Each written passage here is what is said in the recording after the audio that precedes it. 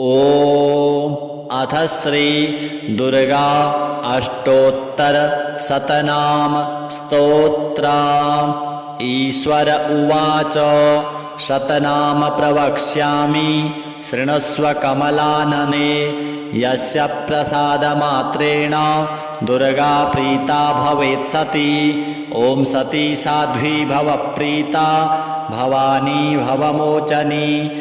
आर्या दुर्गा जया चाद्या त्रिनेत्रा शूलधारिणी। पिनाकधारिणी चित्रा चण्डघण्टा महातपाः। मनोबुद्धिरहङ्कारा चित्तरूपा चिताचितिः। सर्वमन्त्रमयी सत्ता सत्यानन्दस्वरूपिणी। अनन्ता भाविनी भाव्या भव्या भव्या सदा गतिः। शाम्भवी देवमाता च चिन्तारत्नप्रिया सदा। सर्वविद्या दक्षकन्या दक्षयज्ञविनाशिनी। अपर्णानेकवर्णा च पाटला पाटलावती। पट्टाम्बरपरिधाना कलमञ्जीररञ्जिनी। अमेयविक्रमा क्रूरा सुन्दरी सुरसुन्दरी। वनदुर्गा च मातङ्गी मतङ्गमुनिपूजिता। ब्राह्मी माहेश्वरी चैन्द्री कौमारी वैष्णवी तथा। चामुण्डा चैव वाराही लक्ष्मीश्च पुरुषाकृतिः। विमलोत्कर्षिणी ज्ञाना क्रिया नित्या च बुद्धिदा। बहुला बहुलप्रेमा सर्ववाहनवाहना। निशुम्भशुम्भहननी महिषासुरमर्दिनी। मधुकैटभहन्त्री च चण्डमुण्डविनाशिनी। सर्वासुरविनाशा च सर्वदानवघातिनी। सर्वशास्त्रमयी सत्या सर्वास्त्रधारिणी तथा। अनेकशस्त्रहस्ता च अनेकास्त्रस्य धारिणी। कुमारी चैककन्या च कैशोरी युवती यतिः। अप्रौढा चैव प्रौढा च वृद्धमाता बलप्रदा। महोदरी मुक्तकेशी घोररूपा महाबला। अग्निज्वाला रौद्रमुखी कालरात्रिस्तपस्विनी। नारायणी भद्रकाली विष्णुमाया जलोदरी। शिवदूती कराली च अनन्ता परमेश्वरी। कात्यायनी च सावित्री प्रत्यक्षा ब्रह्मवादिनी। य इदं प्रपठेन्नित्यं दुर्गानाम शताष्टकं। नासाध्यं विद्यते देवी त्रिषु लोकेषु पार्वती। धनं धान्यं सुतं जायां हयं हस्तिनमेव च। चतुर्वर्गं तथा चान्ते लभेन्मुक्तिं च शाश्वतीं। कुमारीं पूजयित्वा तु ध्यात्वा देवीं सुरेश्वरीं। पूजयेत् परया भक्त्या पठेन्नाम शताष्टकं। तस्य सिद्धिर्भवेद्देवी सर्वैः सुरवरैरपि। राजानो दासतां यान्ति राज्यश्रियमवाप्नुयात्। गोरोचनालक्तककुङ्कमेन सिन्दूरकर्पूरमधुत्रयेण। विलिख्य यन्त्रं विधिना विधिज्ञो भवेत् सदा धारयते पुरारिः। भौमावास्यानि सामग्रे चन्द्रे शतभिषां गते। विलिख्य प्रपठे स्तोत्रं स भवे सम्पदां पदाम्। श्रीजगदम्बार्पणमस्तु। शतनाम प्रवक्ष्यामि शृणुष्व कमलानने। यस्य प्रसादमात्रेण दुर्गा प्रीता भवेत् सती। ॐ सती साध्वी भव प्रीता भवानी भवमोचनी। आर्या दुर्गा जया चाद्या त्रिनेत्रा शूलधारिणी। पिनाकधारिणी चित्रा चण्डघण्टा महातपाः।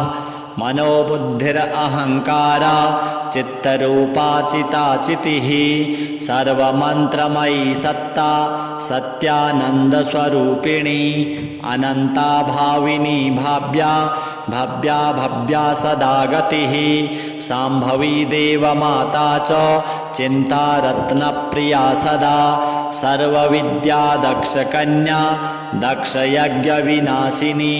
अपर्णानेकवर्णा च पाटला पाटलावती पट्टाम्बरपरिधाना कलमञ्जीररञ्जिनी अमेय विक्रमा क्रूरा सुन्दरी सुरसुन्दरी वनदुर्गा च मातङ्गी मतङ्गमुनिपूजिता ब्राह्मी माहेश्वरी चैन्द्री कौमारी वैष्णवी तथा चामुण्डा चैव वाराही लक्ष्मीश्च पुरुषाकृतिः विमलोत्कर्षिणी ज्ञाना क्रिया नित्या च बुद्धिदा बहुला बहुलप्रेमा सर्ववाहनवाहना निशुम्भशुम्भहननी महिषासुरमर्दिनी मधुकैटभहन्त्री च चण्डमुण्डविनाशिनी सर्वासुरविनाशा च सर्वदानवघातिनी सर्वशास्त्रमयी सत्या सर्वास्त्रधारिणी तथा अनेकशस्त्रहस्ता च अनेकास्त्रस्य धारिणी कुमारी चैककन्या च कैशोरी युवती यतिः अप्रौढा चैव प्रौढा च वृद्धमाता बलप्रदा महोदरी मुक्तकेशी घोररूपा महाबला अग्निज्वाला रौद्रमुखी कालरात्रिस्तपस्विनी नारायणी भद्रकाली विष्णुमाया जलोदरी शिवदूती कराली च अनंता परमेश्वरी कात्यायनी च सावित्री प्रत्यक्षा ब्रह्मवादिनी य इदं प्रपठेन्नित्यं दुर्गानाम शताष्टकं नासाध्यं विद्यते देवी त्रिषु लोकेषु पार्वती धनं धान्यं सुतं जायां हयं हस्तिनमेव च चतुर्वर्गं तथा चान्ते लभेन्मुक्तिं च शाश्वतीं कुमारीं पूजयित्वा तु ध्यात्वा देवीं सुरेश्वरीं पूजयेत् परया भक्त्या पठेन्नाम शताष्टकं तस्य सिद्धिर्भवेद्देवी सर्वैः सुरवरैरपि राजानो दासतां यान्ति राज्यश्रियमवाप्नुयात् गोरोचनालक्तककुङ्कमेन सिन्दूरकर्पूरमधुत्रयेण विलिख्य यन्त्रं विधिना विधिज्ञो भवेत् सदा धारयते पुरारिः भौमावास्यानि सामग्रे चन्द्रे शतभिषां गते विलिख्य प्रपठे स्तोत्रं स भवे सम्पदां पदां श्रीजगदम्बार्पणमस्तु। शतनाम प्रवक्ष्यामि शृणुष्व कमलानने यस्य प्रसादमात्रेण दुर्गा प्रीता भवेत् सती ॐ सती साध्वी भव प्रीता भवानी भवमोचनी आर्या दुर्गा जया चाद्या त्रिनेत्रा शूलधारिणी पिनाकधारिणी चित्रा चण्डघण्टा महातपा मनोबुद्धिरहंकारा चित्तरूपा चिताचितिः सर्वमन्त्रमयी सत्ता सत्यानन्दस्वरूपिणी अनन्ता भाविनी भाव्या भव्या भव्या सदा गतिः शाम्भवी देवमाता च चिन्ता रत्नप्रिया सदा सर्वविद्या दक्षकन्या दक्षयज्ञविनाशिनी अपर्णानेकवर्णा च पाटला पाटलावती पट्टाम्बरपरिधाना कलमञ्जीररञ्जिनी अमेय विक्रमा क्रूरा सुन्दरी सुरसुन्दरी वनदुर्गा च मातङ्गी मतङ्गमुनिपूजिता ब्राह्मी माहेश्वरी चैन्द्री कौमारी वैष्णवी तथा चामुण्डा चैव वाराही लक्ष्मीश्च पुरुषाकृतिः विमलोत्कर्षिणी ज्ञाना क्रिया नित्या च बुद्धिदा बहुला बहुलप्रेमा सर्ववाहनवाहना निशुम्भशुम्भहननी महिषासुरमर्दिनी मधुकैटभहन्त्री च चण्डमुण्डविनाशिनी सर्वासुरविनाशा च सर्वदानवघातिनी सर्वशास्त्रमयी सत्या सर्वास्त्रधारिणी तथा अनेकशस्त्रहस्ता च अनेकास्त्रस्य धारिणी कुमारी चैककन्या च कैशोरी युवती यतिः अप्रौढा चैव प्रौढा च वृद्धमाता बलप्रदा महोदरी मुक्तकेशी घोररूपा महाबला अग्निज्वाला रौद्रमुखी कालरात्रिस्तपस्विनी नारायणी भद्रकाली विष्णुमाया जलोदरी शिवदूती कराली च अनंता परमेश्वरी कात्यायनी च सावित्री प्रत्यक्षा ब्रह्मवादिनी य इदं प्रपठेन्नित्यं दुर्गानाम शताष्टकं नासाध्यं विद्यते देवी त्रिषु लोकेषु पार्वती धनं धान्यं सुतं जायां हयं हस्तिनमेव च चतुर्वर्गं तथा चान्ते लभेन्मुक्तिं च शाश्वतीं कुमारीं पूजयित्वा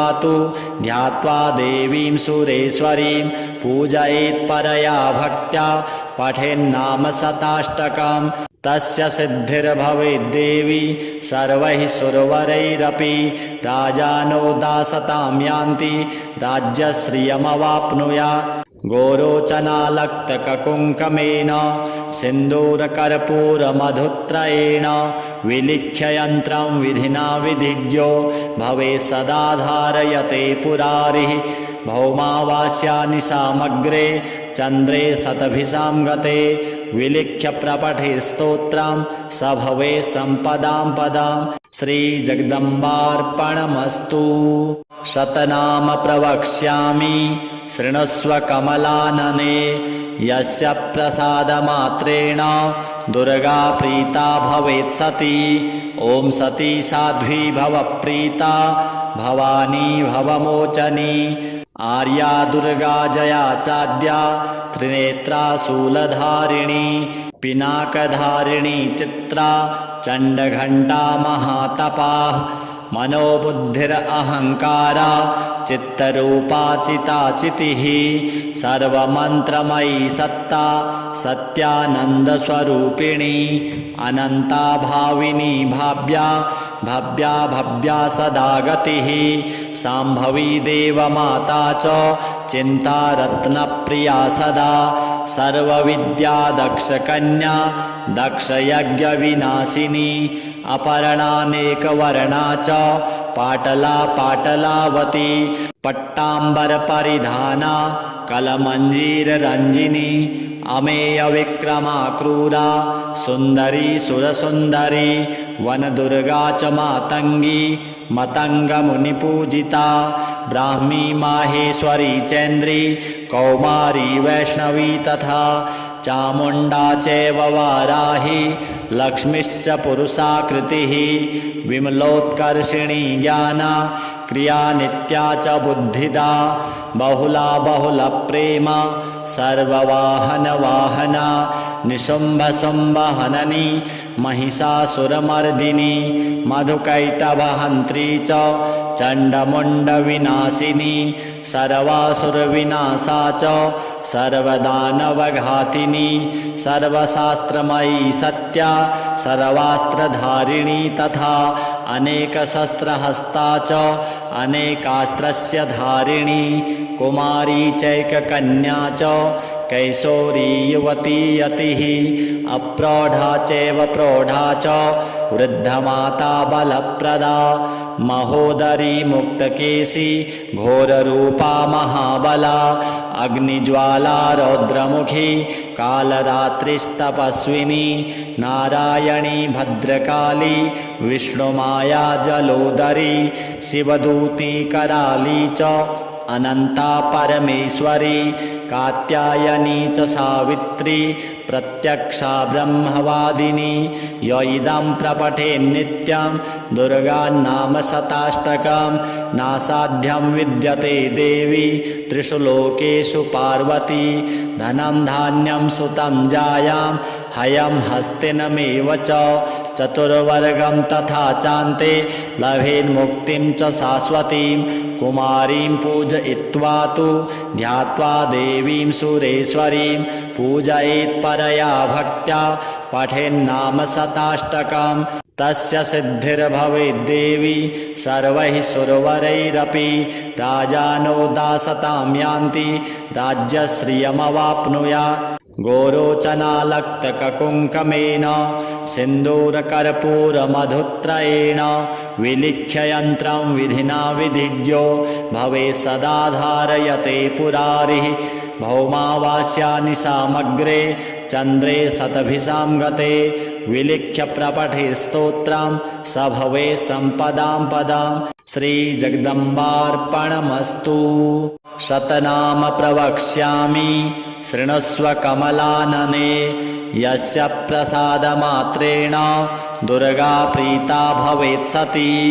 ॐ सती साध्वी भव प्रीता भवानी भवमोचनी आर्या दुर्गा जया चाद्या त्रिनेत्रा शूलधारिणी पिनाकधारिणी चित्रा चण्डघण्टा महातपाः मनोबुद्धिरहङ्कारा चित्तरूपा चिताचितिः सर्वमन्त्रमयी सत्ता सत्यानन्दस्वरूपिणी अनन्ता भाविनी भाव्या भव्या भव्या सदा गतिः शाम्भवी देवमाता च चिन्ता रत्नप्रिया सदा सर्वविद्या दक्षकन्या दक्षयज्ञविनाशिनी अपर्णानेकवर्णा च पाटला पाटलावती पट्टाम्बरपरिधाना कलमञ्जीररञ्जिनी अमेयविक्रमा क्रूरा सुन्दरी सुरसुन्दरी वनदुर्गा च मातङ्गी मतङ्गमुनिपूजिता ब्राह्मी माहेश्वरी चैन्द्री कौमारी वैष्णवी तथा चामुण्डा चैव वाराही लक्ष्मीश्च पुरुषाकृतिः विमलोत्कर्षिणी ज्ञाना क्रिया नित्या च बुद्धिदा बहुला बहुलप्रेमा सर्ववाहनवाहना निशुम्भशुम्भहननी महिषासुरमर्दिनी मधुकैटभहन्त्री च चण्डमुण्डविनाशिनी सर्वासुरविनाशा च सर्वदानवघातिनी सर्वशास्त्रमयी सत्या सर्वास्त्रधारिणी तथा अनेकशस्त्रहस्ता च अनेकास्त्रस्य धारिणी कुमारी चैककन्या च कैशोरी युवती यतिः अप्रौढा चैव प्रौढा च वृद्धमाता बलप्रदा महोदरी मुक्तकेशी घोररूपा महाबला अग्निज्वाला रौद्रमुखी कालरात्रिस्तपस्विनी नारायणी भद्रकाली विष्णुमाया जलोदरी शिवदूती कराली च अनंता परमेश्वरी कात्यायनी च सावित्री प्रत्यक्षा ब्रह्मवादिनी य इदं प्रपठे नित्यं दुर्गानाम शताष्टकं नासाध्यं विद्यते देवी त्रिषु लोकेषु पार्वती धनं धान्यं सुतं जायां हयं हस्तिनमेव च चतुर्वर्गं तथा चान्ते लभेन्मुक्तिं च शाश्वतीं कुमारीं पूजयित्वा तु ध्यात्वा देवीं सुरेश्वरीं पूजयेत् परया भक्त्या पठेन्नाम शताष्टकं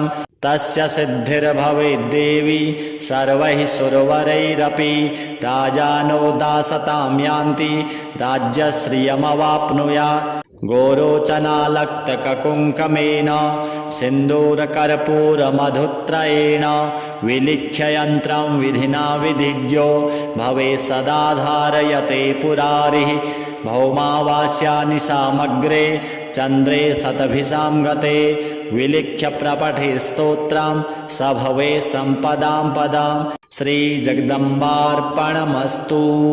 शतनाम प्रवक्ष्यामि शृणुष्व कमलानने यस्य प्रसादमात्रेण दुर्गा प्रीता भवेत् सती।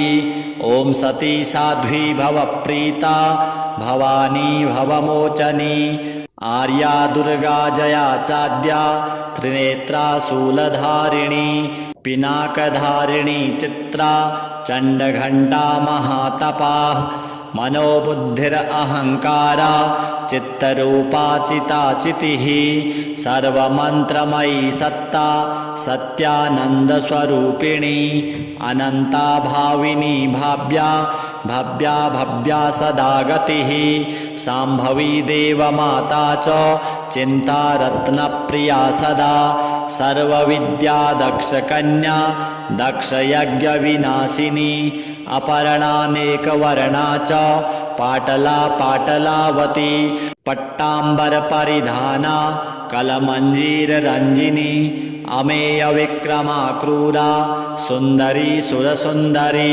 वनदुर्गा च मातङ्गी मतङ्गमुनिपूजिता ब्राह्मी माहेश्वरी चैन्द्री कौमारी वैष्णवी तथा चामुण्डा चैव वाराही लक्ष्मीश्च पुरुषाकृतिः विमलोत्कर्षिणी ज्ञाना क्रिया नित्या च बुद्धिदा बहुला बहुलप्रेमा सर्ववाहनवाहना निशुम्भशुम्भहननी महिषासुरमर्दिनी मधुकैटभहन्त्री च चण्डमुण्डविनाशिनी सर्वासुरविनाशा च सर्वदानवघातिनी सर्वशास्त्रमयी सत्या सर्वास्त्रधारिणी तथा अनेकशस्त्रहस्ता च अनेकास्त्रस्य धारिणी कुमारी चैककन्या च कैशोरी युवती यतिः अप्रौढा चैव प्रौढा च वृद्धमाता बलप्रदा महोदरी मुक्तकेशी घोररूपा महाबला अग्निज्वाला रौद्रमुखी कालरात्रिस्तपस्विनी नारायणी भद्रकाली विष्णुमाया जलोदरी शिवदूती कराली च अनंता परमेश्वरी कात्यायनी च सावित्री प्रत्यक्षा ब्रह्मवादिनी य इदं प्रपठेन्नित्यं दुर्गानाम शताष्टकं नासाध्यं विद्यते देवी त्रिषु लोकेषु पार्वती धनं धान्यं सुतं जायां हयं हस्तिनमेव च चतुर्वर्गं तथा चान्ते लभेन्मुक्तिं च शाश्वतीं कुमारीं पूजयित्वा तु ध्यात्वा देवीं सुरेश्वरीं पूजयेत् परया भक्त्या पठेन्नाम शताष्टकं तस्य सिद्धिर्भवेद्देवी सर्वैः सुरवरैरपि राजानो दासतां यान्ति राज्यश्रियमवाप्नुयात् गोरोचनालक्तककुङ्कमेन सिन्दूरकर्पूरमधुत्रयेण विलिख्य यन्त्रं विधिना विधिज्ञो भवेत् सदा धारयते पुरारिः भौमावास्यानि सामग्रे चन्द्रे शतभिषां गते विलिख्य प्रपठे स्तोत्रं स भवे सम्पदां पदां श्रीजगदम्बार्पणमस्तु। शतनाम प्रवक्ष्यामि शृणुष्व कमलानने यस्य प्रसादमात्रेण दुर्गा प्रीता भवेत् सती ॐ सती साध्वी भवप्रीता भवानी भवमोचनी आर्या दुर्गा जया चाद्या त्रिनेत्रा शूलधारिणी पिनाकधारिणी चित्रा चण्डघण्टा महातपा मनोबुद्धिरहंकारा चित्तरूपा चिताचितिः सर्वमन्त्रमयी सत्ता सत्यानन्दस्वरूपिणी अनन्ता भाविनी भाव्या भव्या भव्या सदा गतिः शाम्भवी देवमाता च चिन्तारत्नप्रिया सदा सर्वविद्या दक्षकन्या दक्षयज्ञविनाशिनी अपर्णानेकवर्णा च पाटला पाटलावती पट्टाम्बरपरिधाना कलमञ्जीररञ्जिनी अमेयविक्रमा क्रूरा सुन्दरी सुरसुन्दरी वनदुर्गा च मातङ्गी मतङ्गमुनिपूजिता ब्राह्मी माहेश्वरी चैन्द्री कौमारी वैष्णवी तथा चामुण्डा चैव वाराही लक्ष्मीश्च पुरुषाकृतिः विमलोत्कर्षिणी ज्ञाना क्रिया नित्या च बुद्धिदा बहुला बहुलप्रेमा सर्ववाहनवाहना निशुम्भशुम्भहननी महिषासुरमर्दिनी मधुकैटभहन्त्री च चण्डमुण्डविनाशिनी सर्वासुरविनाशा च सर्वदानवघातिनी सर्वशास्त्रमयी सत्या सर्वास्त्रधारिणी तथा अनेकशस्त्रहस्ता च अनेकास्त्रस्य धारिणी कुमारी चैककन्या च कैशोरी युवती यतिः अप्रौढा चैव प्रौढा च वृद्धमाता बलप्रदा महोदरी मुक्तकेशी घोररूपा महाबला अग्निज्वाला रौद्रमुखी कालरात्रिस्तपस्विनी नारायणी भद्रकाली विष्णुमाया जलोदरी शिवदूती कराली च अनंता परमेश्वरी कात्यायनी च सावित्री प्रत्यक्षा ब्रह्मवादिनी य इदं प्रपठेन्नित्यं दुर्गानाम शताष्टकं नासाध्यं विद्यते देवी त्रिषु लोकेषु पार्वती धनं धान्यं सुतं जायां हयं हस्तिनमेव च चतुर्वर्गं तथा चान्ते लभेन्मुक्तिं च शाश्वतीं कुमारीं पूजयित्वा तु ध्यात्वा देवीं सुरेश्वरीं पूजयेत् परया भक्त्या पठेन्नाम शताष्टकं तस्य सिद्धिर्भवेद्देवी सर्वैः सुरवरैरपि राजानो दासतां यान्ति राज्यश्रियमवाप्नुयात् गोरोचनालक्तककुङ्कमेन सिन्दूरकर्पूरमधुत्रयेण विलिख्य यन्त्रं विधिना विधिज्ञो भवेत् सदा धारयते पुरारिः भौमावास्यानि सामग्रे चन्द्रे शतभिषां गते विलिख्य प्रपठे स्तोत्रं स भवे सम्पदां पदां श्रीजगदम्बार्पणमस्तु। शतनाम प्रवक्ष्यामि शृणुष्व कमलानने यस्य प्रसादमात्रेण दुर्गा प्रीता भवेत् सती ॐ सती साध्वी भव प्रीता भवानी भवमोचनी आर्या दुर्गा जया चाद्या त्रिनेत्रा शूलधारिणी पिनाकधारिणी चित्रा चण्डघण्टा महातपाः मनोबुद्धिरहंकारा चित्तरूपा चिताचितिः सर्वमन्त्रमयी सत्ता सत्यानन्दस्वरूपिणी अनन्ता भाविनी भाव्या भव्या भव्या सदा गतिः शाम्भवी देवमाता च चिन्ता रत्नप्रिया सदा सर्वविद्या दक्षकन्या दक्षयज्ञविनाशिनी अपर्णानेकवर्णा च पाटला पाटलावती पट्टाम्बरपरिधाना कलमञ्जीररञ्जिनी अमेयविक्रमा क्रूरा सुन्दरी सुरसुन्दरी वनदुर्गा च मातङ्गी मतङ्गमुनिपूजिता ब्राह्मी माहेश्वरी चैन्द्री कौमारी वैष्णवी तथा चामुण्डा चैव वाराही लक्ष्मीश्च पुरुषाकृतिः विमलोत्कर्षिणी ज्ञाना क्रिया नित्या च बुद्धिदा बहुला बहुलप्रेमा सर्ववाहनवाहना निशुम्भशुम्भहननी महिषासुरमर्दिनी मधुकैटभहन्त्री च चण्डमुण्डविनाशिनी सर्वासुरविनाशा च सर्वदानवघातिनी सर्वशास्त्रमयी सत्या सर्वास्त्रधारिणी तथा अनेकशस्त्रहस्ता च अनेकास्त्रस्य धारिणी कुमारी चैककन्या च कैशोरी युवती यतिः अप्रौढा चैव प्रौढा च वृद्धमाता बलप्रदा महोदरी मुक्तकेशी घोररूपा महाबला अग्निज्वाला रौद्रमुखी कालरात्रिस्तपस्विनी नारायणी भद्रकाली विष्णुमाया जलोदरी शिवदूती कराली च अनंता परमेश्वरी कात्यायनी च सावित्री प्रत्यक्षा ब्रह्मवादिनी य इदं प्रपठेन्नित्यं दुर्गान्नाम शताष्टकं नासाध्यं विद्यते देवी त्रिषु लोकेषु पार्वती धनं धान्यं सुतं जायां हयं हस्तिनमेव च चतुर्वर्गं तथा चान्ते लभेन्मुक्तिं च शाश्वतीं कुमारीं पूजयित्वा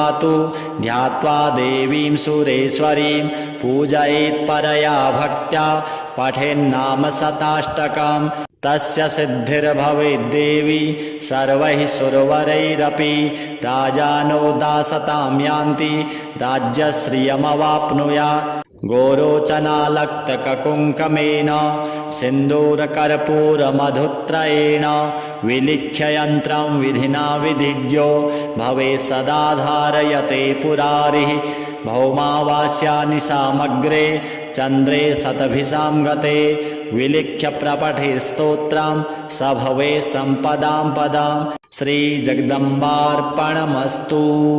शतनाम प्रवक्ष्यामि शृणुष्व कमलानने यस्य प्रसादमात्रेण दुर्गा प्रीता भवेत् सती।